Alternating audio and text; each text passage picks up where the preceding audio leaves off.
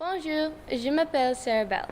I'm a grade 12 student and a member of the 254 King's Edgehill School Cadet Corps. Je viens de Halifax in Nouvelle-Écosse. In September of 2019, I had the opportunity, along with 36 of my fellow classmates, to travel on a very special mission to the city of Oss in the Netherlands. We called our trip Operation Liberation, however, we were there to celebrate. C'était une célébration. We touched down on Dutch soil to celebrate Canada's role in the liberation of the Netherlands 75 years ago.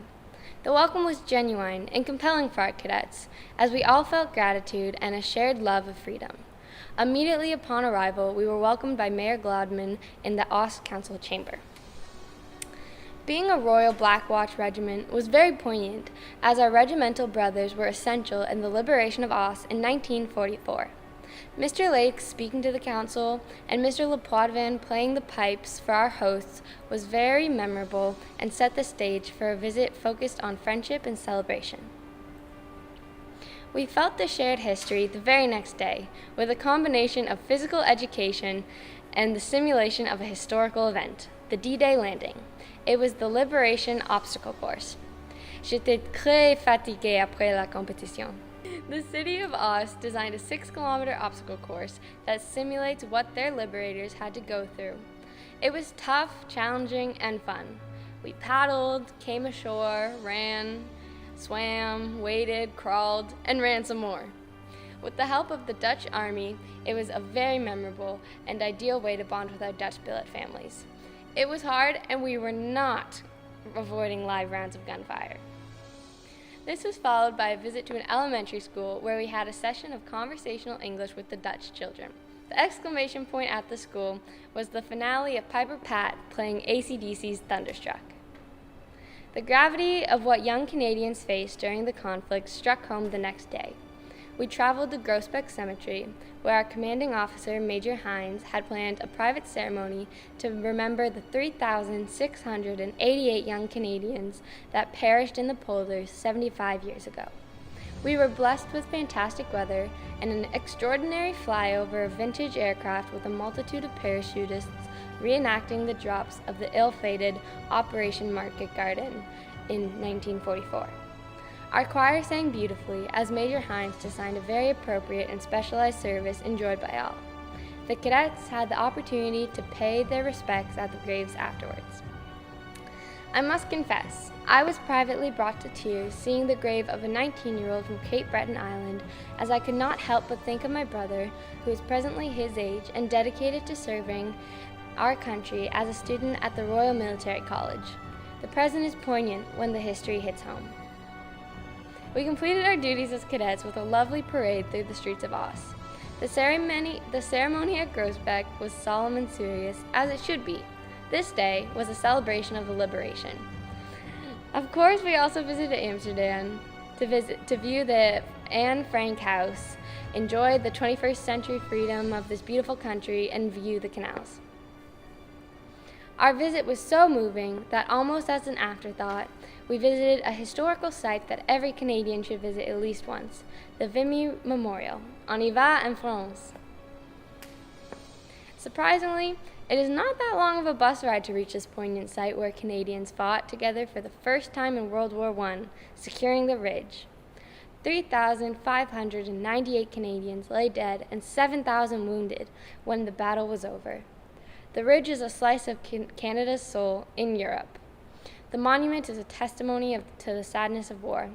C'était extraordinaire. Prior to our trip, we were visited by veteran Mr. Paul Weil. Mr. Weil was always a member of the Royal Canadian Legion, and we would see him at our local cenotaph where we gathered at attention as a school cadet corps. However, we never truly realized the sacrifices that men like him had made until we spoke to him during a visit to our school.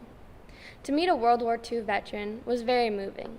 To visit the Netherlands and see the graves, the happy families of Oss, and the appreciation of hard-won freedom brought even more clarity and appreciation. We felt the gratitude from the people of the Netherlands. It was humbling, as we were not just simply representing Canada, we were representing the young men that gave up their youth so the Dutch could be free. To Mr. Weil and his band of brothers, we can only express gratitude for their sacrifice for repelling tyranny. Merci beaucoup. Well, my name is Paul E. Weil.